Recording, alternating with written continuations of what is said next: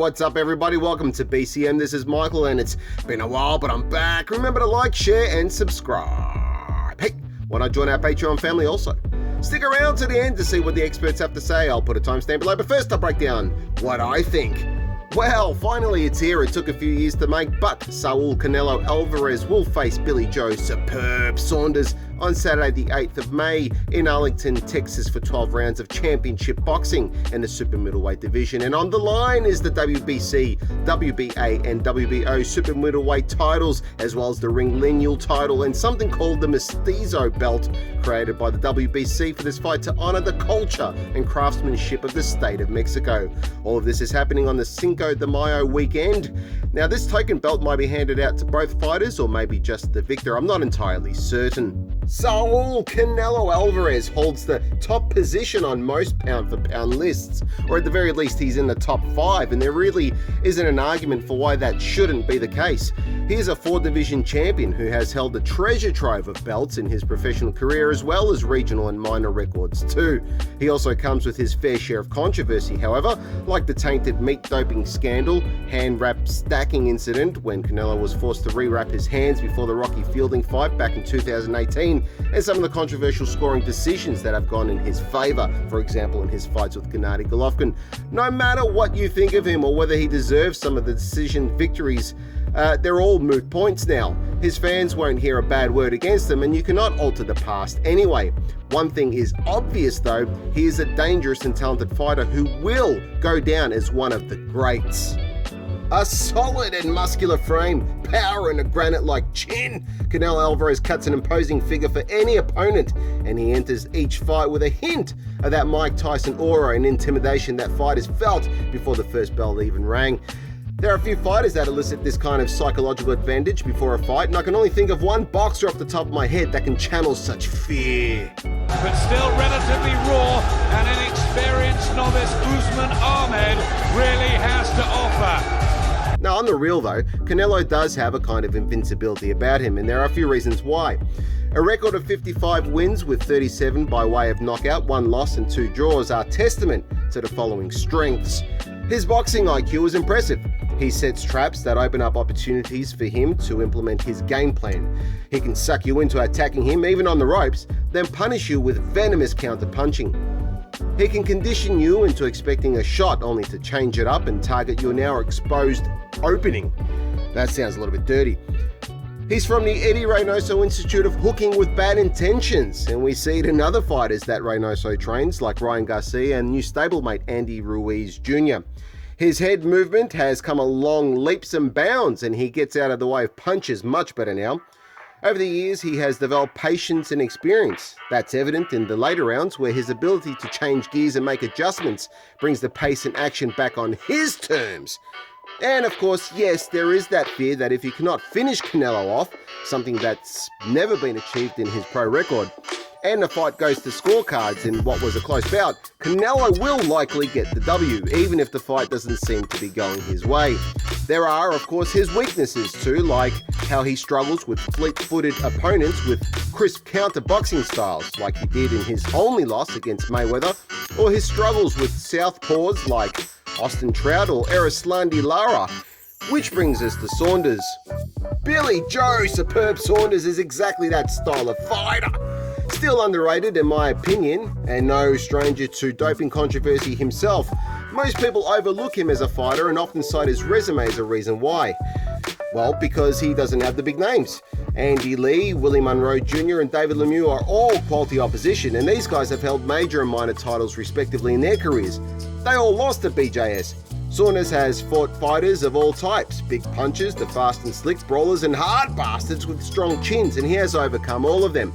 True, he hasn't fought the likes of Mayweather, Cotto or Golovkin, but I suspect that if Saunders somehow beats Alvarez, a number 1 pound-for-pounder, critics will still find something to turn their nose up at. At 31 years of age, Saunders is about 1 year older than Alvarez. He will have the height and slight reach advantage over Alvarez, but comes into this fight with less pro-bout experience. Saunders' record stands at 30-0 with 14 by way of KO, so less than half in terms of knockout ratio, as opposed to Alvarez, who has finished most of his bouts through KO and TKO. Saunders has 0 losses and draws. It's hard to say what Saunders will show up on the night, but he appears to be focused and training well. His psychology going into this fight is curious. It's not the usual brashness, well, no, that's not true, there is a bit of it, but it's mostly a kind of philosophical, down-to-earth, realistic mentality, stating in interviews that the fight could go either way. Maybe he loses, maybe he wins, maybe he gets knocked out, or maybe he pulls off one of the greatest upsets ever. Maybe this is some kind of meta-psychological warfare to give Alvarez the impression that Saunders is not confident, has already been defeated mentally, that Tyson-esque fear I talked about Alvarez having earlier.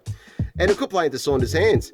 All that aside, the Saunders that needs to turn up is the one that humiliated Lemieux, that outshined Eubank Jr. and not the Saunders who showed up against Caceres on his US debut. Even though I still say he did fine, Saunders himself was overly critical of that performance. Saunders is the underdog here, clearly, so he needs to fight like one. He has to stick and move all night, double, triple jabs, and get out of the way of incoming fire. He needs to frustrate Canelo and get him to come looking for him, then rely on that evasiveness that Saunders has a gift for. Saunders, in my opinion, has faster hands than Canelo and moves quicker. I'm not saying for a second that Alvarez is slow, that couldn't be further from the truth. I'm just saying Saunders has the edge there, and he needs to fire first and in bunches before shifting away and out of danger. Use angles to target the body, use the awkwardness of the southpaw orthodox stance and throw something down the middle and make it a complicated fight for Alvarez, something that Alvarez has said himself is expecting from Saunders. I doubt Saunders thinks he can knock Alvarez out, so he understands that it will go to points. He needs to score, and cleanly, as much as he can, so that there is absolutely no doubt in the minds of the judges who was better on the night. Even that might not be enough, but Saunders will need to have the best night he's ever had, along with some impartial judging, to pull this one off. Since I turned my full attention to boxing on this channel, I've made 20 fight predictions. This one will make it 21. 17 of those fights have come and gone at the time of posting this, and of those 17, I got 4 wrong. I always say predictions are stupid because no one can foresee the future, but I'm doing okay. One lesson that I haven't learned yet is don't bet against Canelo Alvarez.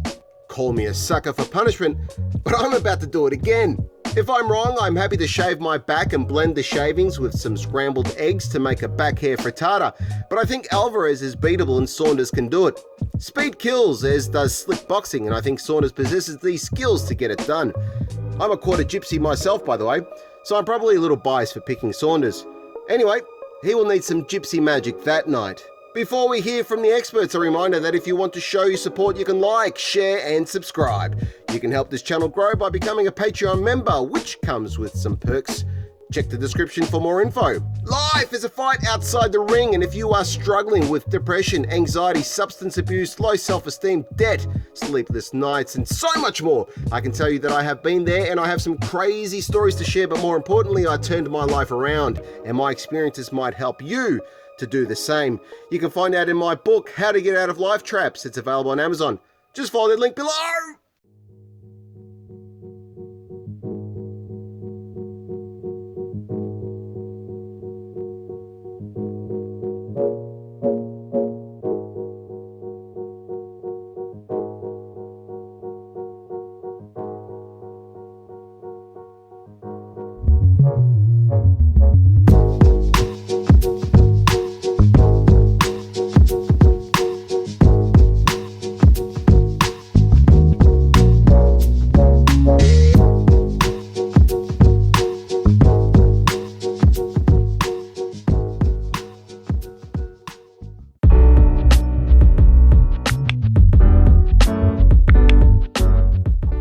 Looking for an opportunity to make money? That cryptocurrency is so hot right now! I'm not a financial advisor, but it's pretty obvious that it is growing in popularity and utility, and many folks think that they have missed the boat on cryptocurrencies like Bitcoin, but they couldn't be further from the truth. You can mine Bitcoin on your laptop, PC and mobile phone if they're half decent without having to splurge on expensive mining rigs. In fact, you can do it for free. This is not a paid sponsor. I would be in trouble with YouTube if it was and I didn't declare it. It's just simply a great opportunity and something that I'm doing. And CryptoTab can help you generate income.